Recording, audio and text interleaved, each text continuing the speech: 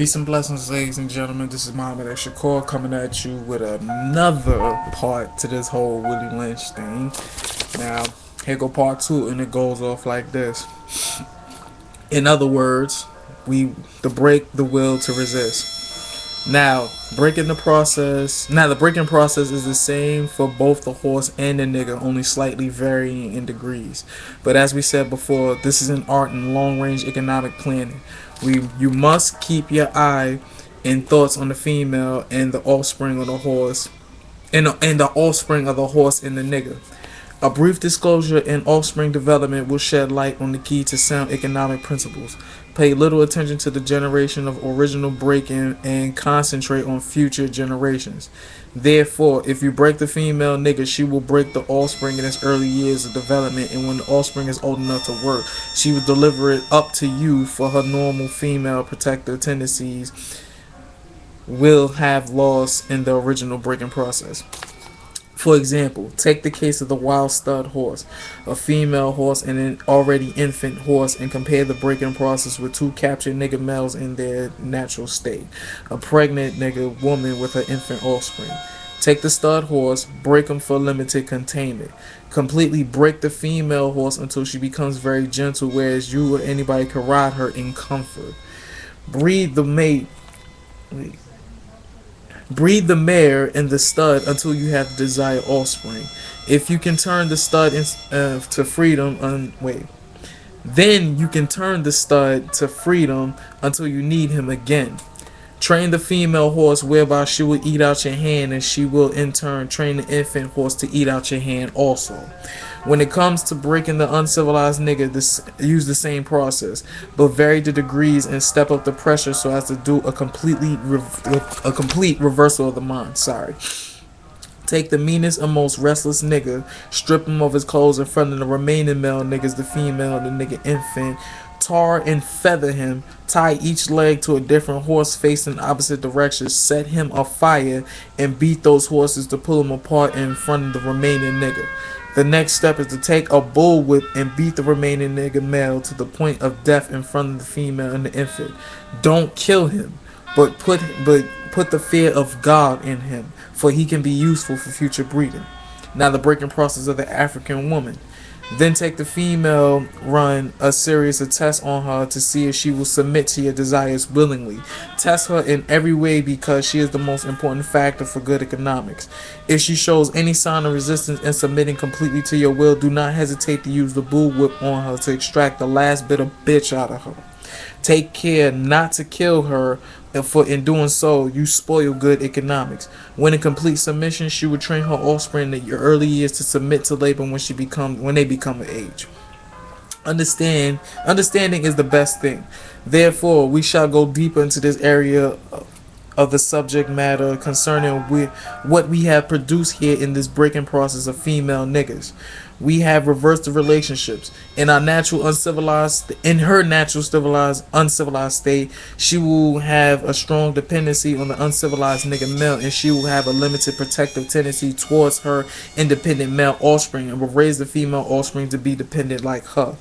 Nature had provided for this type of balance. We reverse nature by burning and pulling one civilized nigga apart and bullwhipping the other to the point of death, all in her presence.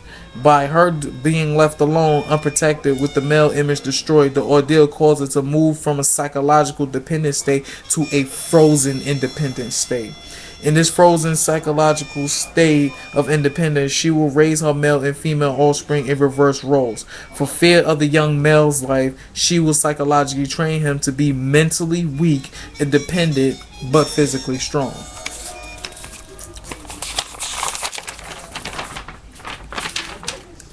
Because she has become psychologically independent, she will train her female offsprings to be psychologically independent. What have you got? You've got the nigga woman out front and the nigga man behind and scared. This is a perfect situation for sound sleep and economics. Before the breaking process, we had to be alertly on guard at all times. Now we can sleep soundly, for out of frozen fear, his woman stands guard for us. He cannot get past her early infant slave molding process. He is a good tool, not ready to be tied to the horse at a tender age. By the time a nigga boy reaches the age of 16, he is soundly broken in and ready for a long life of sound and efficient work and the reproduction of a unit of good labor force. Continually through the breaking of uncivilized savage niggas by throwing the female nigga savage into a frozen psychological state of independency, by killing the protective male image, and by creating a submissive dependent mind of the nigga male savage. We have sorry about that. But yeah, we have created a orbiting cycle that turns into its own axis forever unless a phenomenon occurs and reshifts the positions of the male and female savages. We show what we mean by example. Take the case of the two economic slave units and examine them closely. Now, that's the second part. Basically, what you just heard is they beat the males, like examples such as myself. They beat me down to a bloody pulp and also put the fear of God in me.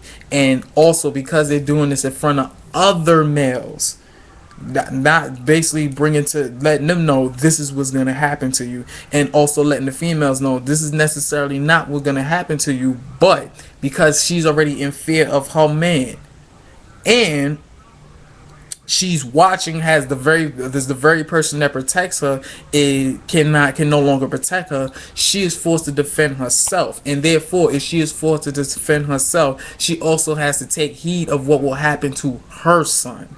And because she has to take heed of that, she therefore forces her son to be submissive and be weak, but of course physically strong. So you see, that's why we got a whole bunch of mama's boys walking around here, and we also got a whole bunch of mothers being so damn being so damn protective of their sons. Or like, oh, you can't do this to my son, oh, you can't do that to my son, because you seen how it happens. You see what happens with Popo. You seen what happens. Example, Police get the acting and start beating it. Like example, police get the acting up and start trying to beat the hell out of me. My aunt or my mother's gonna be out there and gonna raise all kinds of hell and let them know. Do not put your hands on my son. Do not put your hands on my nephew, and so on and so forth. Whereas me just standing up for myself and letting them know, yo, take your fucking hands off me. You're not gonna do this to me. But yeah, that's the second part, and I'm gonna come at you with the third part. So with that said, peace and blessings.